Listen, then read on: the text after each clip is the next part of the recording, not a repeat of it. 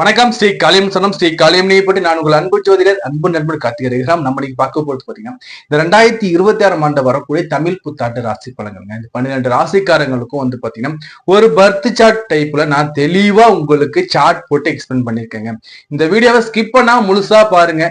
இந்த வீடியோ உங்க வாழ்க்கைக்கு மிகவும் பயனுள்ளதாக இருக்குங்க. இந்த வீடியோ ஃப்ரெண்ட்ஸ் கூட நம்பர்லாம் இந்த வீடியோ அப்படியே பகிர்ந்துக்கோங்க. நீங்க இப்ப ஃபர்ஸ்ட் டைம் நம்ம சேனல்ல வீடியோஸ் பாக்குறீங்க இல்ல வந்து கண்டிப்பா வீடியோ பார்த்துக்கிட்டு இருக்கீங்கன்னு சப்ஸ்கிரைப் பண்ணலாம். நம்ம சேனல் சப்ஸ்கிரைப் பண்ணி வச்சுக்கோங்க. அந்த பெல் பட்டனை கிளிக் பண்ணி வச்சுக்கோங்க. எப்படி உங்களுடைய விலை மதிப்புள்ளாத சப்ஸ்கிரைப் பட்டனை நீங்க கிளிக் பண்றதோட கூடவே பெல் பட்டனை கிளிக் பண்ணி வச்சுக்கும் போது நான் லைவ்ல வரும்போது நோட்டிபிகேஷன் வரும். நான் ஒரு வீடியோ கொடுத்தாலும் நோட்டிபிகேஷன் வருங்க. அப்போ நம்ம தரக்கூடிய அந்த லைவ்லயும் சரி வீடியோலயும் சரி நீங்க பார்த்து ரசிக்கவும் லைவ் நிகழ்ச்சி நீங்க வந்து பங்கேற்கவும் வந்து பாத்தீங்கன்னா சப்ஸ்கிரைப் பண்ணிட்டு பெல் ஐக்கான் கிளிக் பண்ணி வைக்கும்போது நோட்டிபிகேஷன் ஆட்டோமேட்டிக்கா வந்துகிட்டே இருக்கும். அப்படி ஈஸியா நம்ம சேனலை ஆக்சஸ் பண்ணிக்கலாங்க. சரி, அதே மாதிரி வந்து பாத்தீங்கன்னா இந்த வீடியோக்கு லைக் பண்ணுங்க, சப்ஸ்கிரைப் பண்ணிட்டு லைக் பண்ணிட்டு அப்படியே இந்த வீடியோ லிங்க் உங்க ஃப்ரெண்ட்ஸ் கூட ஷேர் பண்ணிட்டு அப்படியே வீடியோ கண்டினியூ பண்ணுங்க.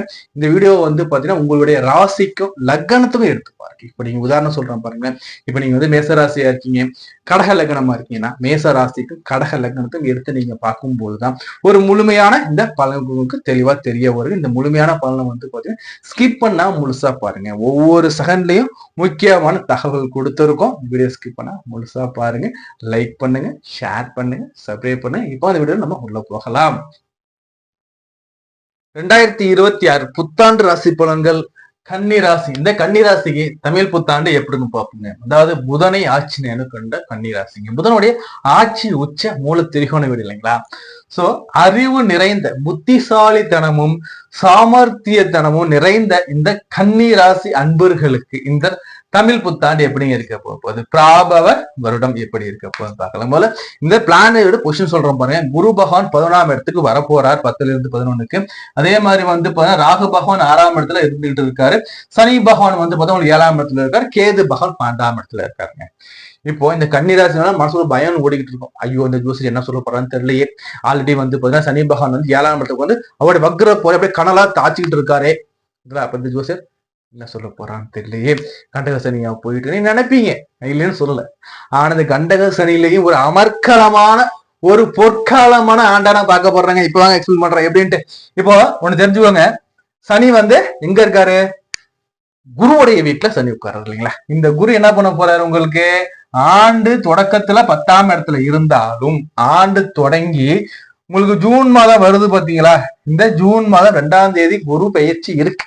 இந்த குரு பயிற்சியானா குரு 11ஆம் இடத்துல வந்து என்ன பண்ண போறாரு, உச்சம் அடைய போறாருங்க. உச்ச நிலையில உங்களுடைய 4ஆம் இடத்து அதிபதியும் 7ஆம் இடத்து அதிபதியும் அமர போறாங்க. யோகத்துக்கு மேல யோகம். ஒரு மனுஷனுக்கு தன் சுகஸ்தானம் 4ஆம் இடங்க, தாயார் ஸ்தானம் 4ஆம் இடங்க, வண்டி வாகன ஆரோக்கியம் 4ஆம் இடங்க. புரியுதா? அப்போ வீடு கிடைக்க போகுது, வண்டி வாங்க போறீங்க. அதே மாதிரி உங்களுடைய சுக மேன்மை உயர போகுது, தாயாருக்கு பண வரவு வரப்போகுது. அதே மாதிரி வந்து தாயார் மேல இந்த பிரச்சனை எல்லாம் நீங்க போகுது. உங்களுக்கும் வந்து வாழ்க்கையில முன்னேற்றங்கள் படிப்படியா உயரப்போகுது. உங்களுடைய சுக பாக்கியதைகள் உயரப்போகுது. எப்படியே மனசுக்குள்ள நினைச்சுக்கிட்டு இருந்த ஆசைகள் நிறைவேற போகுதுங்க. ஆமாங்க, உண்மைதாங்க. ஏன்னா 4ஆம் இடத்து அதிபதிங்க, கேந்திராதிபதிங்க. உங்களுக்கு அவரே கேந்திராதிபதிங்க. பாருங்க, 4க்கும் அதிபதி அவர் தான், 7க்கும் அதிபதி அவர் தான். கேந்திராதிபதி எங்க இருக்காரு, 11ஆம் இடத்துல போயிட்டு உட்காரு. அமர்க்கலமா சூப்பரான பொற்கால ஆண்டா இருக்கு. இந்த சனியை ஓரம் கட்டுங்க. ஏன்னா சொல்றேன், சனியால ஒன்னும் பண்ண முடியாது. ஏன்னா ஜூன் மாசம் குரு பயிற்சியான பிறகு குருவுடைய பார்வை சனி மேல விழுந்தது. அப்போ எப்படி இருக்குன்னா, இந்த குருவுடைய வீடு ஃபுல் பவரா இருக்கும். ஃபுல் பவரா குருவோட வீடு இருக்கும். அப்போ ஃபுல்லா சுபத்துவமா இருக்கும். இந்த சுபத்துவமா இருக்கும் போது இந்த சனியையும் இவர் பார்க்கும் போது சனியால ஒண்ணும் பண்ண முடியாது. அப்போ ஜூன் மாதம் வரையில் பிரச்சனைகள் இருக்கலாம், நான் இல்லைன்னு சொல்ல மாட்டேன். ஜூன் மாதத்திற்கு பிறகு குரு பயிற்சிக்கு பிறகு கன்னிராசி அன்பர்களுக்கு அதிர்ஷ்டமலை, யோகமலை, தனமலை கொட்ட போகுது. அக்கௌண்ட்ல வேணா காசு உயரும், சேவிங்ஸ் உயரும். சரி, குருவுடைய பார்வைகள் பத்தி பார்க்கலாம் வாங்க. குரு வந்து பாத்தீங்கன்னா உங்களுக்கு வந்து 3ஆம் இடத்தை பார்க்கிறாங்க. உங்களுடைய இளைய சகோதரத்துக்கு முன்னேற்றம் உண்டு. இளைய சகோதரத்துக்கு வந்து நல்ல செய்தி நடக்கும். அவங்களுக்கு சந்தோஷமா இருப்பாங்க. சகோதரன் கூட இருந்த பிரச்சனைகள், வம்பு வழக்குகள் தீரும். அக்கம் பக்கத்து வீட்டுக்காரர்கிட்ட உங்களோட பெயர் புகழ் மரியாதைகள் உயரும். ஃபர்ஸ்ட் விஷயம். 2வது வந்து 5ஆம் இடத்தை அவர் பார்க்கிறார், பஞ்சமஸ்தானத்தை பார்க்கிறார். குலதெய்வ கோயிலுக்கு உங்களை அழைக்கிறாங்கன்னு அர்த்தம். குலதெய்வம் உங்களை கூப்பிடும். நீ குலதெய்வத்தை போயிட்டு கும்பிட்டுட்டு வரணும். நீங்க கும்பிடல, அவங்களே வந்து கூப்பிடுறாங்க, வாப்பா குலதெய்வ கோயிலுக்கு போக வீட்டுல ஒரு டூர் போடுவாங்க. குலதெய்வம் 8 இருந்தா கூட முதல்ல ஸ்டேட் டு ஸ்டேட் போனா கூட வா நம்ம போய் கும்பிட்டு வரலாம், வீட்டுல பிளான் போட்டு கிளம்புங்க. ஏன்னா குரு பார்க்கிறார். உச்சமான ஒரு சாமியார் கிரகம், ஒரு சுப கிரகம் பிரகஸ்பதி பார்க்கிறார், 5ஆம் இடத்தை பார்க்கிறார். புத்திர பாக்கியத்தை யாருக்கெல்லாம் இல்ல உங்களுக்கெல்லாம் குழந்தை பாக்கியத்தை ஏற்படுத்தி கொடுக்கும். கன்னி ராசியில பிறந்த குழந்தைன்னா இந்த காலகட்டம் குழந்தை கிடைக்கும். ஜூன் மாதத்திற்கு பிறகு நல்ல செய்திகள் வரும், பயன்படுத்திக்கோங்க. திருமணம் ஆகாதவங்களுக்கு திருமணம் பாக்கியத்தை ஏற்படுத்தி கொடுப்பாங்க. அதே மாதிரி பூர்வீக சொத்துக்கள் வில்லங்கம் வந்தா பூர்வீக சொத்துக்கள் திரும்ப வரும். குழந்தைகள் வகையில முன்னேற்றம், ஆதாயம் உண்டு. 7ஆம் இடத்தை குரு பார்க்கிறார். 7ஆம் இடத்தை சனி இருந்தாலும் குடும்ப வாழ்க்கையில பிரச்சனைகள், காதல் பிரச்சனைகள் போயிட்டு இருக்கும். அதே மாதிரி இந்த இவங்கெல்லாம் பாத்தீங்கன்னா கன்னிராசிக்காரங்கெல்லாம் குடும்பத்திலேயே பிரச்சனை, கணவன் மனைவி மிஸ் அண்டர்ஸ்டாண்டிங் போயிட்டு இருக்கு, சண்டை போடுறாங்க. இது எல்லாமே இந்த குரு பேச்சுக்கு அப்புறம் அப்படியே காணாம போயிடும். நீ இல்லாம நான் இல்லாம நீங்க அளவுக்கு உங்களுடைய குடும்பத்துல அந்நுண்ணியம் அதிகரிக்க காலமா நான் பார்க்க போறேன். சனி முழுமையா அந்த கெடுமையான அந்த தாக்கத்தை எல்லாம் குறைச்சிட்டு நல்ல முழுமையான சூப்பரா ரியாக்ட் பண்ணுவார். ஒரு 10-20% தான் இருக்கும். அதுவும் சனிக்கிழமைகள்ல போயிட்டு நீங்க தானம் பண்றீங்க, பெருமாளுக்கு நெய்தீபம் போட்டு வரேன், இந்த சனியோட தாக்கம் முழுமையா நீங்கி விடும். First point. ரெண்டாவது பாத்தீங்கன்னா 7ஆம் இடம் திருமணம். இது வரைக்கும் யாருக்கெல்லாம் தடை விட்டு இருக்கும், மெயினா திருமணம் ஆயிடும். முத்திர பாக்கியதை திருமணம், வீடு கட்ட முடியாம இந்த வீடு கட்டுற யோகம் எல்லாத்தையும் ஏற்படுத்தி கொடுக்கும். இந்த ஓராண்டு காலம் பயன்படுத்திக்கும். காதலை கேட்டா ஒண்ணும் பத்தாது, சொல்லியாச்சு விஷயத்த. இதுக்கான முயற்சிகள்லையும் அதற்கான வேலையிலும் நம்ம இறங்கும் போது வெற்றி கனி உங்களுக்கு கைக்கு வந்துருச்சு. சோ இதெல்லாம் பாசிட்டிவா சொல்லியாச்சு இல்லைங்களா? ராகு கேது எப்படி சார்? எனக்கு 6ல ராகு, 12ஆம் இடத்துல கேது இருக்க சார்னா பாத யாத்திரையா ஒரு கோயிலுக்கு போயிட்டு வரணும். பாத யாத்திரையா ஒரு கோயிலுக்கு போயிட்டு வரணும். அதுவும் பாத்தீங்கன்னா எந்த கோயில் சார் போனா பெருமாளுடன் தொடர்புடைய அந்த ஆலயத்துக்கு போயிட்டு வரலாம். திருப்பதி கூட போயிட்டு வரலாம். பெருமாளுடைய தொடர்பு கொள்ளக்கூடிய அந்த ஆலயங்களுக்கு போயிட்டு வரலாம். சோ அதே மாதிரி 6ஆம் இடத்துல ராகு, நோயினுடைய பீடைகள் எல்லாம் தெரிச்சு ஓடி போயிடும். உபஜயஸ்தானத்துல பாதிகள் இருக்கிறாங்க, அது ஒரு ராகு கேதுக்கெல்லாம் இருக்கிறாங்கன்னா உங்களை ஜெயிச்சுக்க யாராலையும் முடியாது. எதிரிகளை வெல்லக்கூடிய காலம். எதிரிகள் யாரும் இப்போதைக்கு பெருசா இருக்க மாட்டாங்க. எதிரிகள் எல்லாமே உங்களை பார்த்து பயந்து போயிடுவாங்க. அதே மாதிரி பாத்தீங்கன்னா வீர தீர பராக்கிரம செயல்கள்லாம் நல்லா இருக்கும். பட் இருந்தாலும் 6ஆம் இடத்துக்கு நம்ம சர்ப வழிபாடுகள் பண்ணணும்.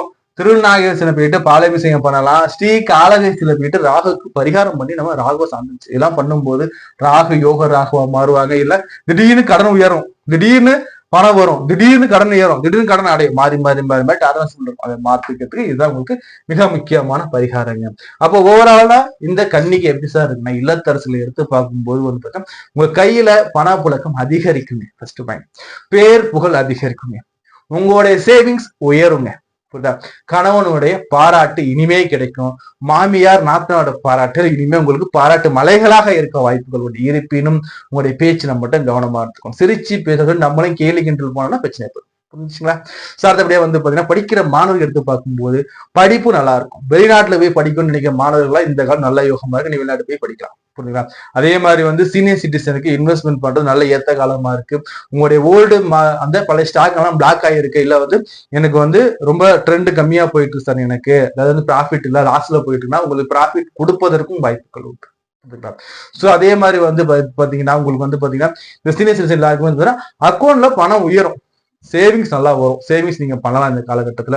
சோ அதே மாதிரி வேலை தேடுறவங்களுக்கும் இந்த காலத்துல வேலை நல்லா கிடைக்கும். ஒரு கம்பெனில ஒர்க் பண்ணிட்டு இருக்கீங்க, இல்ல தொழில் பண்ணிட்டு இருக்கீங்கன்னா தொழில முன்னேற்றமா இருக்கும். ஜூன் மாதத்துக்கு எல்லாமே முன்னேற்றமா இருக்கும், பாசிட்டிவா இருக்கும்.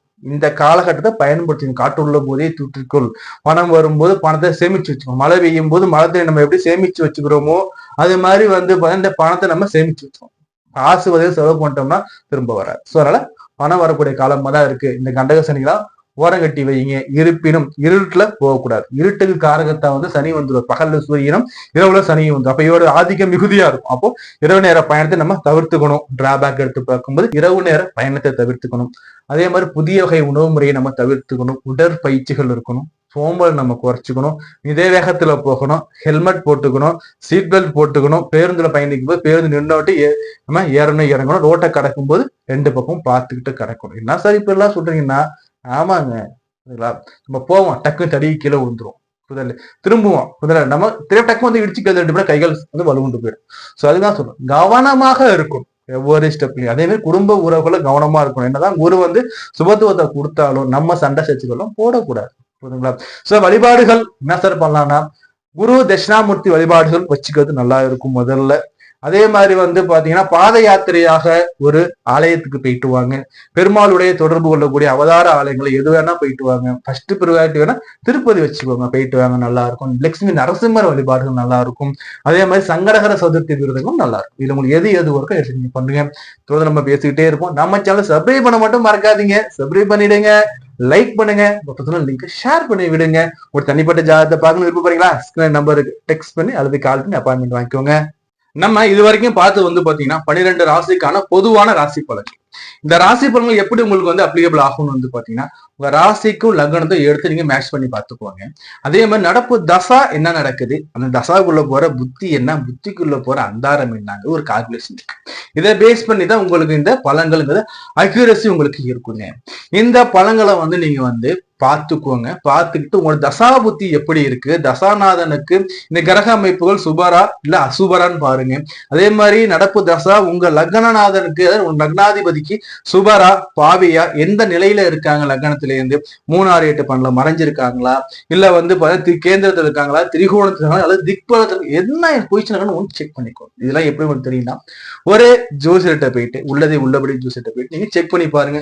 நாங்களும் உள்ளதை உள்ளபடி சொல்லக்கூடிய பரம்பரை ஜோசியர் நம்மகிட்ட ஜாதக விருப்பம் இருக்குன்னா ஸ்கிரீன் நம்பர் இருக்கு பாருங்க. இந்த நம்பரை நீங்க டெக்ஸ்ட் பண்ணாலும் சரிங்களா, கால் பண்ணி அப்பாயின்மெண்ட் வாங்கிக்கலாம். அப்பாயின்மெண்ட் போட்டு தான் பாக்குற மாதிரி இருக்கும். அதே மாதிரி நம்ம ஜாதகம் மட்டுமல்ல, திருமண பொருத்தம் பார்த்துக்கிட்டு இருக்கோம்.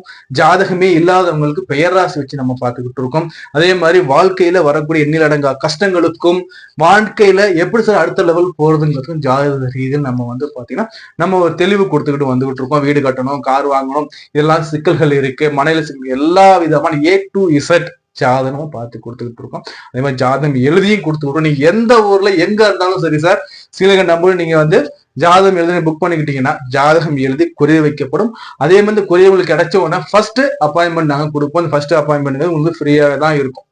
ஜாதகம் எழுதி கொடுக்குறோம், கொரியர் பண்ணி வைக்கிறோம். அதே சமயத்துல உங்களுக்கு ஃபர்ஸ்ட் அப்பாயின்மெண்ட் நாங்க ஃப்ரீயா கொடுக்குறோம். இது நம்மளோட அஸ்ட்ரோச்சல் பண்ணிக்கிட்டு இருக்கோம். விருப்பம் இருக்க நீங்க புக் பண்ணிக்கோங்க. நம்ம தொடர்ந்து நம்ம பேசிக்கிட்டே இருக்கலாம். புரிஞ்சுங்களா? நம்ம சேனல் சப்ஸ்கிரைப் பண்ணுவீங்க, லைக் பண்ணுங்க, லிங்க் ஷேர் பண்ணுவேன். நான் உங்களுக்கு வேறு கலந்து நான் உங்களை அன்பு நண்பர் காட்டி இருக்கிறேன். நன்றி, வணக்கம்.